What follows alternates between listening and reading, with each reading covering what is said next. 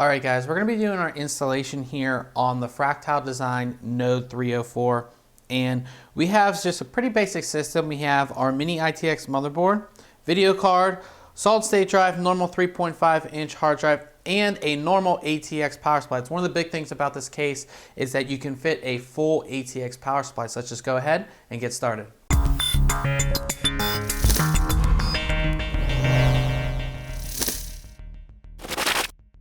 So I have my case laid out here, and I've taken everything out just because it makes it so much easier to install everything. The first thing you're going to want to install is your motherboard, and Fractal Design includes the standoffs, but they're not pre-installed, so you have to install them yourselves. And I actually had quite a lot of trouble getting them in. A couple of them didn't go in correctly, and I actually had to use pliers to get them in. Just was really annoying. Probably going to be the hardest part of the installation was actually installing the standoff. So I would like to have seen them pre-installed. There are only 4, so it wouldn't be a big deal if they were pre-installed. But anyways, let's go ahead and put in our motherboard. It is very easy. You can just put it in from the side here, and you just slowly get it in there, and you're going to line it up with your holes right here, and we're lined up pretty much perfectly right there.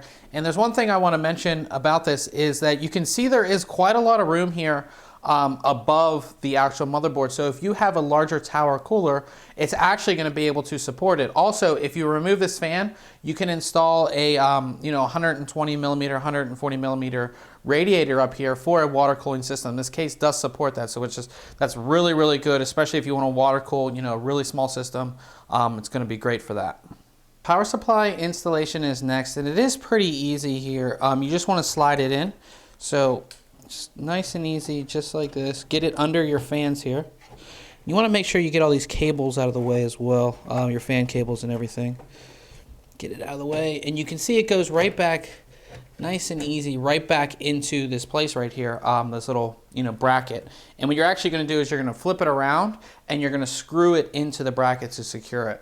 Now that we have the power supply screwed into the bracket, all you have to do is take the little extension here, and you're going to plug it in just like that, and make sure your cable's out of the way a little bit, and you're pretty much good to go with the power supply. Of course, you're going to route everything, but let's just go ahead and install our hard drives next. Now it's time for our hard drives, and again, you have 3 cages with support for 2 hard drives per cage. So we have 1 cage right here. And the way we're actually looking at this is towards the front, and this is towards the back of the case. So of course we want our hard drives installed towards the back, with our ports facing the back. So the way we're going to do that is with 3.5 inch drives. If I turn this around here, 3.5 inch drives are very simple. You line up the 4 holes on the bottom of the drive with the 4 holes right here. So you would line these up just like that, and you would go ahead and secure them, like that with screws. 2.5 inch drives, it's the same thing, except for you're lining up with the 4 holes that are on the back of this with the 4 smaller holes. So you would go, just like that. Oop, just like that pretty much. And of course, you're gonna secure this with screws, so let's just go ahead and do that. All right, so I was going to install my video card, and as you can see, it fits in very well right here. No problem, but it actually blocks the ports here for my power supply, especially the PCI Express one. So technically, I would not be able to use this video card in this system because of the fact that it blocks the PCI Express power ports on my modular power supply. So I'm not going to be able to connect power to this.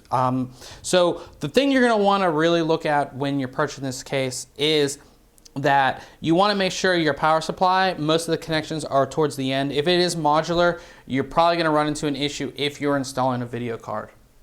Now I've installed my video card and my power supply. I've ran most of the cables. There's kind of a little bit of a mess in there, but I want to put our hard drives back in. As you can see, I've mounted both of them in one single cage right here. Just makes it easier and everything, and I'll tell you why in just 1 second, but we'll put this back in. Just goes in just like this, nice and easy, and then you'd lock it in with these 2 top thumb screws, and then of course screw in the top screw up here. Now the reason I wanted to say, the reason I only put I put both hard drives in 1 cage is because with all these wires and everything, you're in the longer video card, you're not going to be able to make use of all the cages. If I had an extra cage in here, I might be able to fit 1 more, but I could definitely not do all 3 cages because of the longer video card and all of my cables.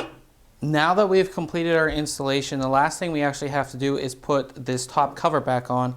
And again, as I've mentioned before, I'm not a huge fan of the single top cover that's all one piece. Sometimes it just is really hard to actually get on and for each side to get on correctly. So we'll go ahead and try to put it on here.